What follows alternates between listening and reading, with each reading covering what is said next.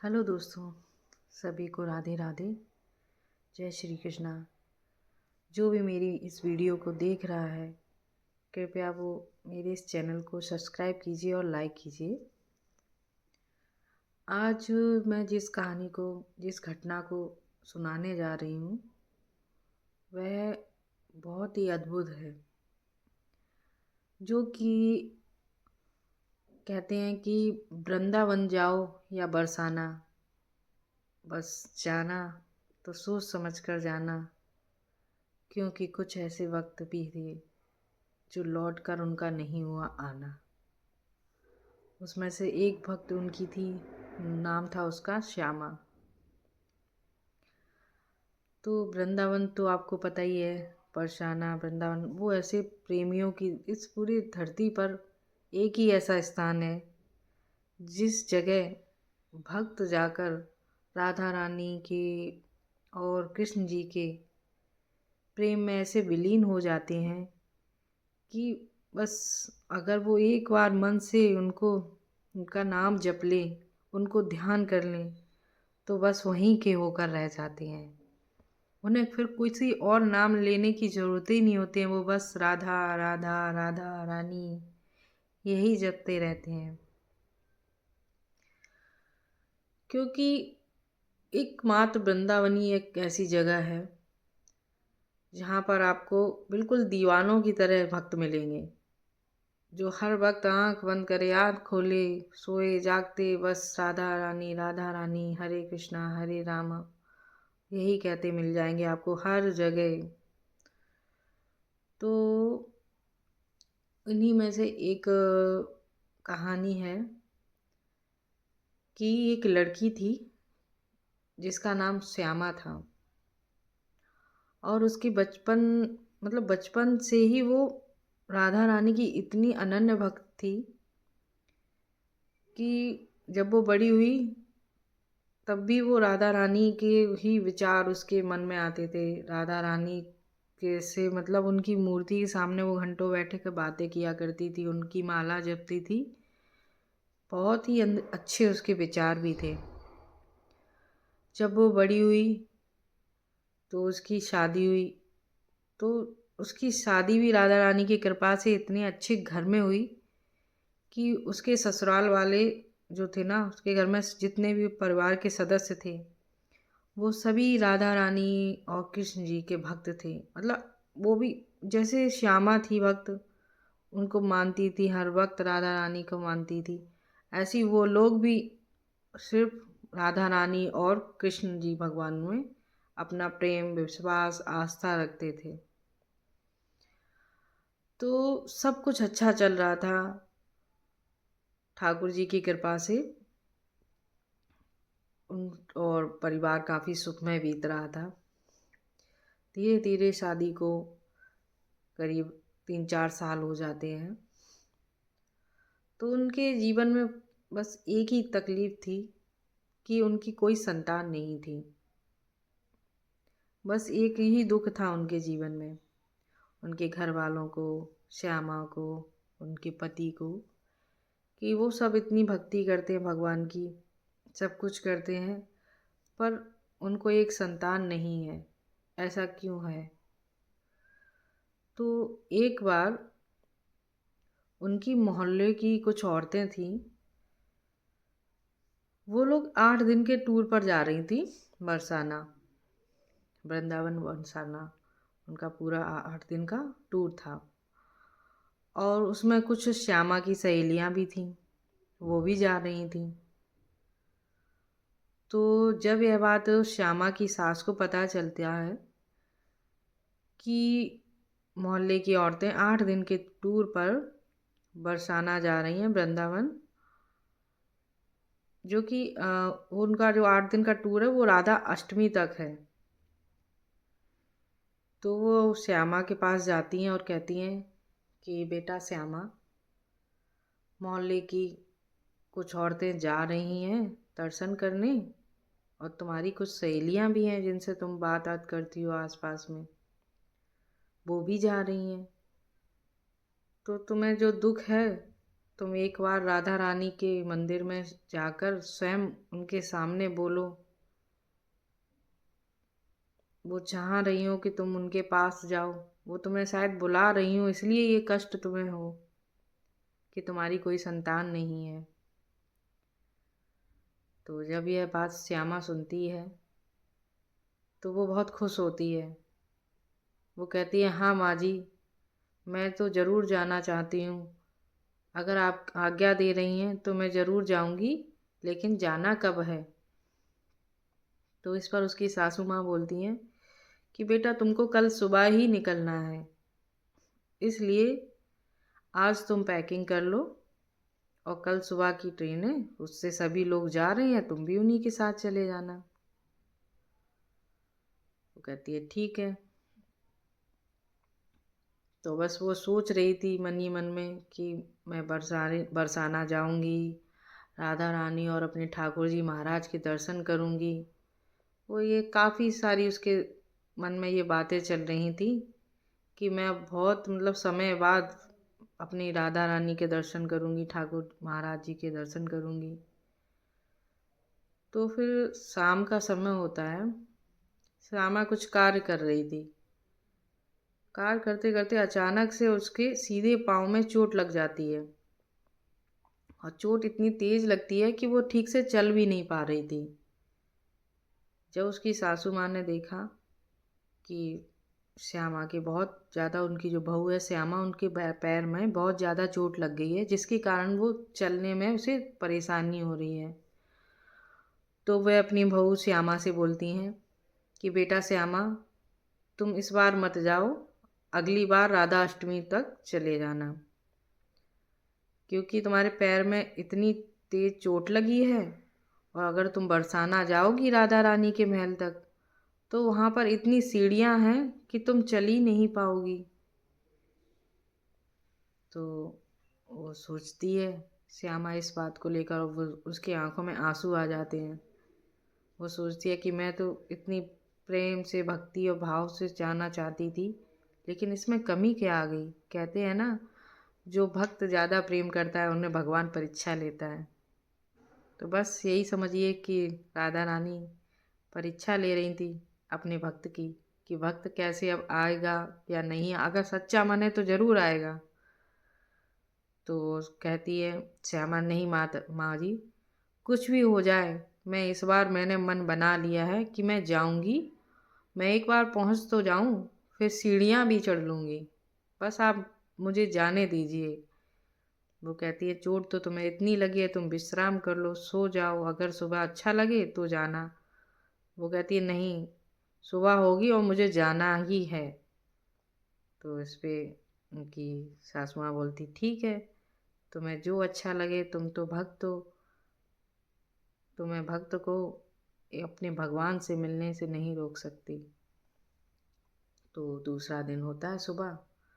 श्यामा श्यामा की सहेलियाँ और जो मोहल्ले की औरतें थीं, वो सभी अपना तैयार होकर जाने के लिए निकल जाते हैं।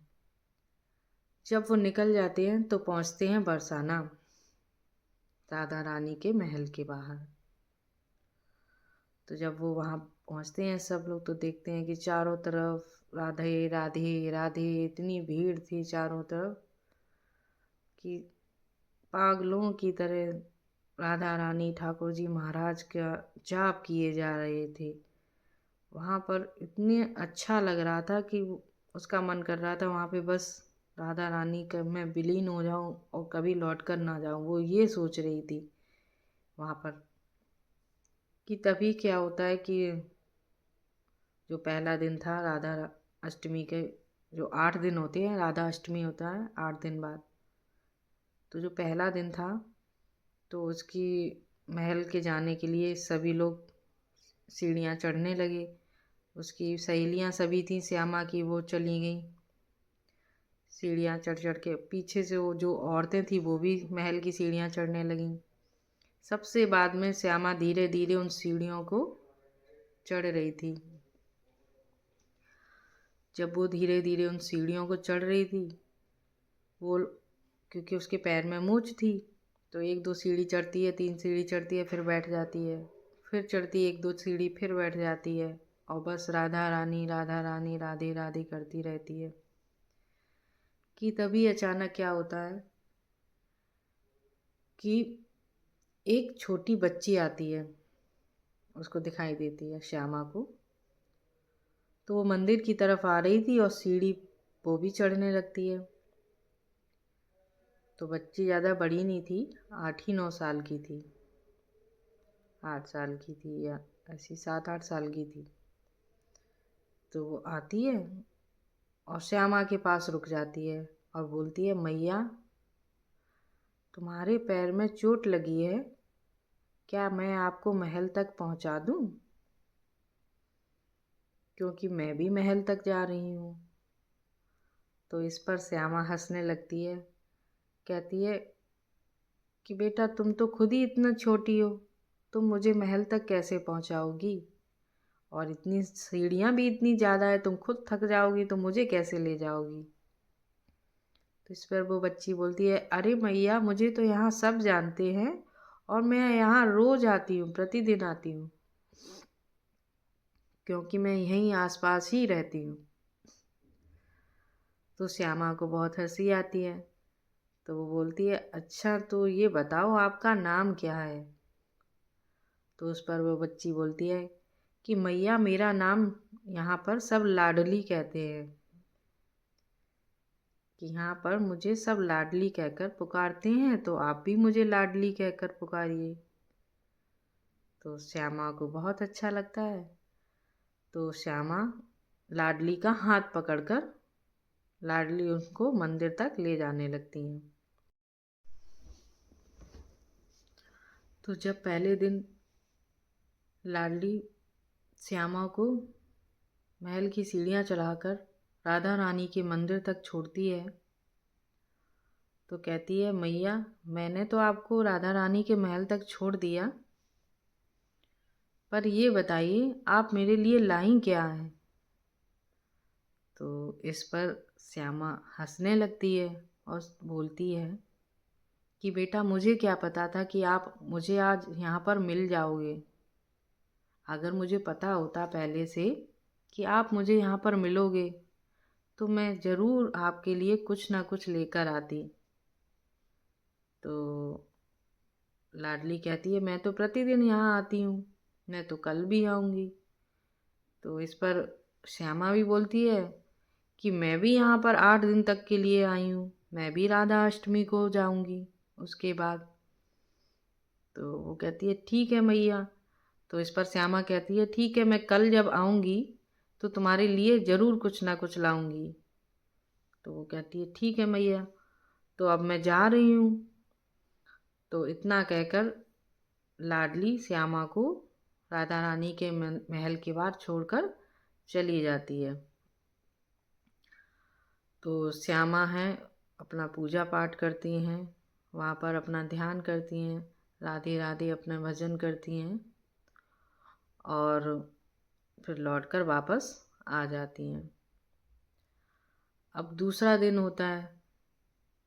तो जब दूसरे दिन श्यामा मंदिर फिर से जाती है राधा रानी के महल, तो देखती है कि राधा रानी के जैसी महल के बाहर वो श्यामा पहुंचती है तो सीढ़ियों पे पहले से ही वो कन्या लाडली जिसका नाम था, वो पहले से ही इंतजार कर रही थी श्यामा का। तो श्यामा जैसी जाती हैं, दोनों एक दूसरे को देखकर बहुत खुश होते हैं, प्रसन्न होते हैं। तो श्यामा जैसी पहुंचती है तो लाडली बोलती है, मैया आपने मुझसे कहा था कि आप मेरे लिए कल ज़रूर कुछ ना कुछ लाएंगी, तो आप मेरे लिए क्या लाई हैं? तो इस पर श्यामा पायल लाई थी और कंगन लाई थी। तो वो निकाल कर लाडली को देती है। तो लाडली देखकर बहुत खुश होती है और ले लेती है। लेकिन वो श्यामा से कहती है, मैया आप तो श्रृंगार का अधूरा सामान लेकर आई हैं, मुझे तो पूरा श्रृंगार का सामान चाहिए जो कि मैं राधा अष्टमी को तैयार होंगी तब पहनूंगी। तो श्यामा कहती है, ठीक है मैं आपके लिए पूरा सामान लाऊंगी, और अभी तो 7 दिन बाकी हैं, तो मैं कल भी आऊंगी, परसों भी आऊंगी, राधा अष्टमी तक आऊंगी, तो मैं रोज आपके लिए कुछ ना कुछ लाया करूंगी। तो लाडली कहती है ठीक है। तो लाडली अपने छोटे छोटे हाथों से मैया को पकड़ लेती है, श्यामा को, कहती है चल मैया, मैं तुझे आज फिर से महल तक छोड़ देती हूँ। तो दोनों लोग धीरे धीरे धीरे अपने मंदिर तक जाते हैं और वहाँ पर छोड़ देते हैं। ऐसे ही दिन बीतते गए और दिन बीतते गए। 5 दिन बीत जाते हैं और छठवां दिन आता है। जब छठवां दिन आता है तो छठवें दिन जब श्यामा मंदिर जाती हैं तो देखती हैं कि लाडली के साथ एक छोटा बालक भी था। तो वो श्यामा से बोलती हैं कि श्यामा, अभी तक तो तुम अकेली आती थी, ये साथ में तुम्हारे ये कौन है? तो लाडली बताती हैं कि ये मेरा सखा है, ये मेरे साथ ही रहता है, हम साथ में ही खेलते हैं। तो वो कहती है अच्छा, कि हाँ मैया, लेकिन आपको वो जब कि आप मेरे लिए क्या लाई हो? तो वो कहती हैं कि आज मैं तुम्हारे लिए वस्त्र लाई हूँ। तो वस्त्र लाई हूँ और श्रृंगार का और भी सामान लाई हूँ।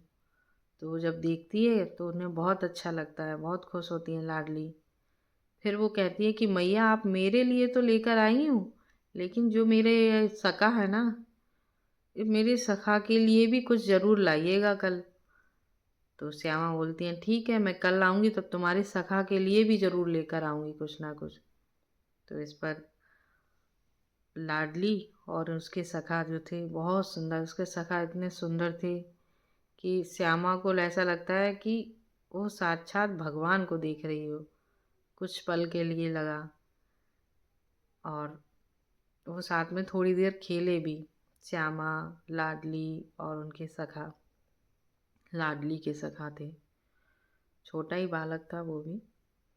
तो खेले और फिर मंदिर में जाकर सीढ़ियाँ चढ़ी और फिर से श्यामा को छोड़ दिया राधा रानी के महल, और वापस आ गई लाडली अपने सखा के साथ लौट आई। तो अब 7वां दिन था। अगला दिन, जो 7वां दिन था अगला दिन, तो वो फिर से जाते हैं मंदिर, श्यामा। तो जब श्यामा मंदिर जाती हैं तो देखती हैं कि फिर से लाडली और सखा उसके जो थे वो फिर से मंदिर के पास वहीं उसको सीढ़ियों पे इंतज़ार करते हुए मिलते हैं।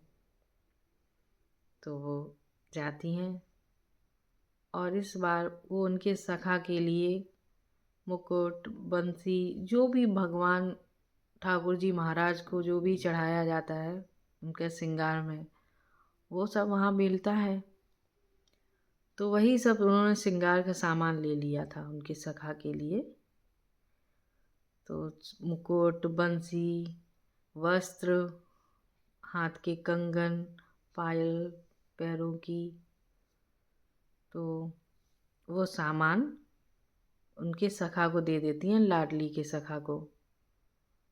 फिर वो कहती हैं लाडली से कि लाडली, मैंने तुम्हारे लिए इतने सारे सामान लाई, वस्त्र लाई, तुम्हारे लिए पायल लाई, कंगन लाई, और भी और भी सामान, बिंदी लाई, लेकिन माला लेकर आई, लेकिन मैंने उनमें से एक भी चीज़ को तुमको पहने हुए नहीं देखा। आखिर तुम उनको कब पहनोगी? तो इस पर लाडली बोलती हैं कि मैया, कल राधा अष्टमी है ना, तो मैं भी राधा अष्टमी को ही श्रृंगार करूँगी और पहनकर आऊँगी आपके सामने। तो इस पर वो खुश होती हैं श्यामा कि अच्छा, तो तुम पहन कर आओगी तो मैं भी कल तैयार होकर आऊँगी। तो इस पर सखा भी होते हैं, वो कहते हैं ठीक है मैया, मैं भी कल तैयार होकर आऊँगा यही कपड़े पहनकर। तो तीनों लोग आपस में फिर बातें करते हैं, फिर मंदिर की सीढ़ियाँ चढ़ते हैं। सीढ़ियाँ चढ़ते चढ़ते फिर राधा रानी के महल तक छोड़ देती हैं लाडली और उनके सखा, और वो वापस लौट जाते हैं। अब आता है राधा अष्टमी का दिन। राधा अष्टमी के दिन श्यामा जाती है मंदिर जल्दी से, और इस बार जब वो मंदिर जाती हैं तो देखती हैं कि आज कोई दिखाई ही नहीं दे रहा है।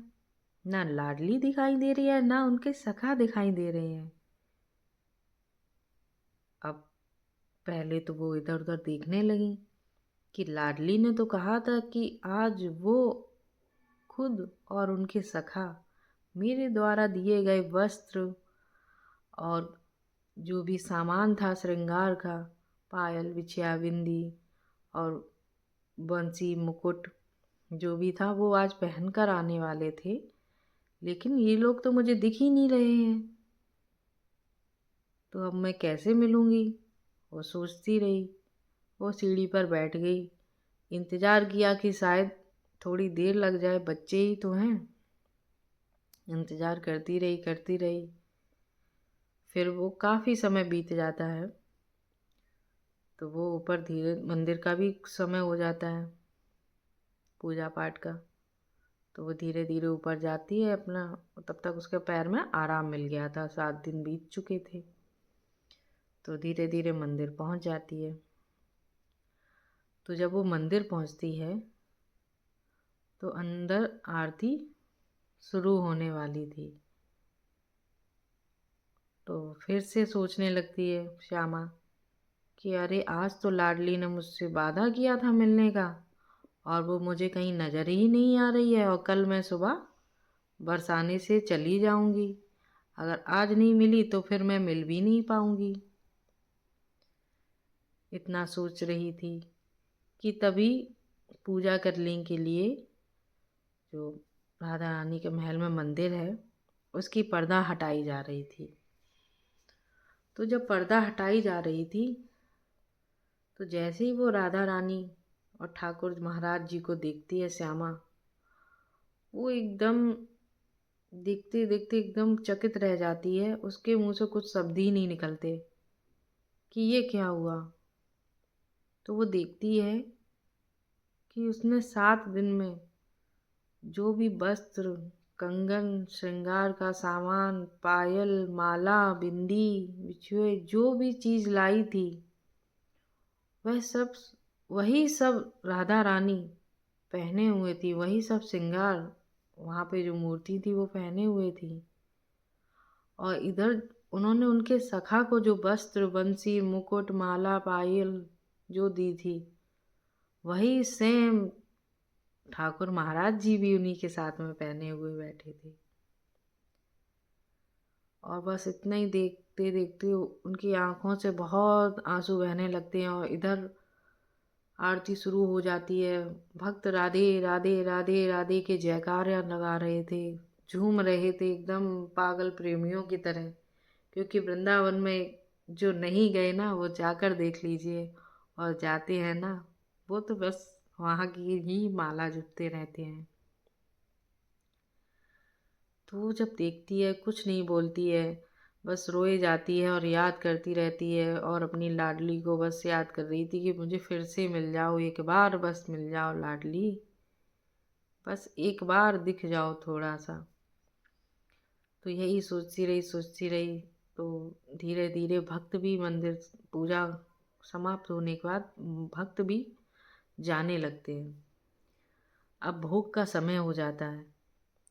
जब भोग का समय हो जाता है तो पुजारी जी आते हैं भोग लगाने के लिए। तो वो जब भोग लगाते हैं तो भोग जब लग जाता है उसके बाद वह पुजारी से बात करती है कि पुजारी जी ये बताइए, आज राधा रानी मंदिर में जो राधा रानी और ठाकुर जी महाराज की वस्त्र सेवा और श्रृंगार सेवा किसने किया है। तो इस पर वो पुजारी जी बोलते हैं कि आज कल जब मैं मंदिर बंद कर कर गया था और मैं आज सुबह जब आया तो ये वस्त्र और ये श्रृंगार का सामान सब स्वयं ही यहाँ रखा हुआ था। मुझे नहीं पता ये कहाँ से आया क्या नहीं आया, लेकिन मुझे ऐसा लगा कि आज राधा अष्टमी है और भगवान स्वयं ये चाहते हैं कि आज इन्हीं वस्त्र और श्रृंगार से उनकी सेवा हो। तो मैंने यही वस्त्र और श्रृंगार से राधा रानी और ठाकुर जी महाराज की सेवा की है।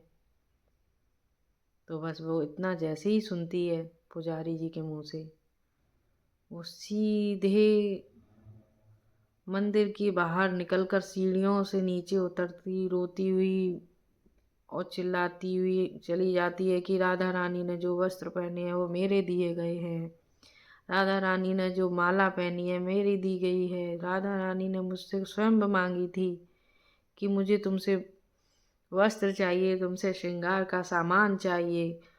वो ऐसे ही इस पूरे मंदिर में घूम रही थी कि तभी उसकी सहेलियां आ जाती हैं और उसके पड़ोस के जो लोग गए थे उसके साथ में गए थे बरसाना।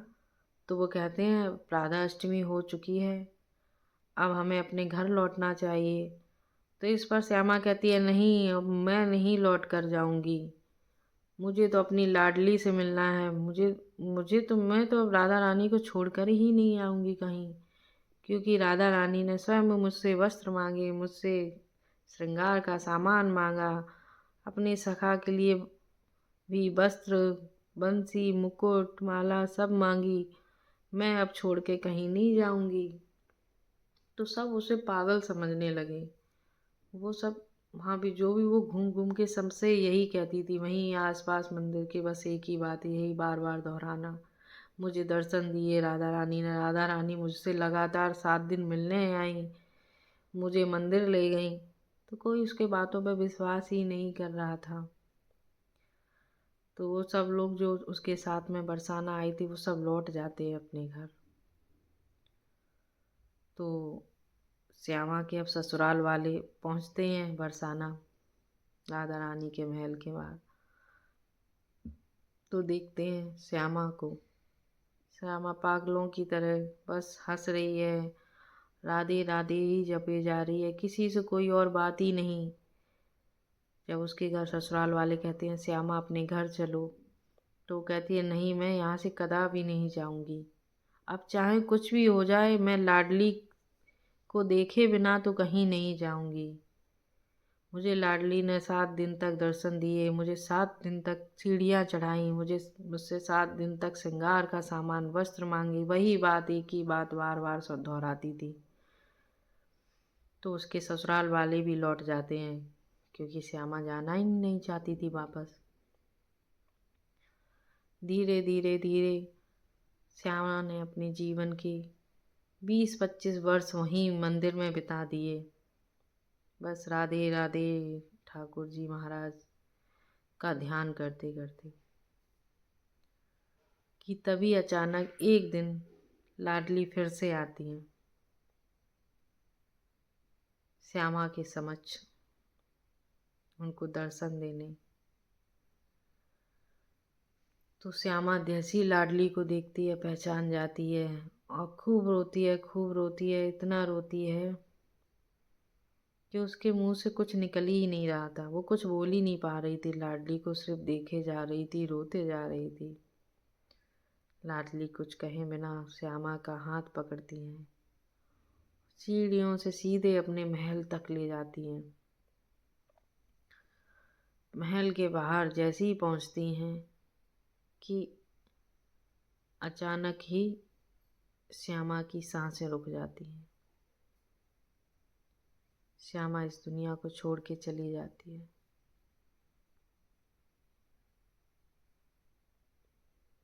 क्योंकि वो राधा रानी के प्रेम में, उनकी भक्ति में विलीन हो गई। और ये सत्य घटना बरसाने में घटित हुई थी और राधा रानी में विलीन हो गई। तो कहते हैं ना कि बरसाना प्रेम की नगरी है, भक्ति की नगरी है, प्रेमियों की नगरी है, भाव की नगरी है। जो वहाँ श्रद्धा और भक्ति भाव से जाता है वह वहीं का ही होकर रह जाता है। तो जय श्री राधे।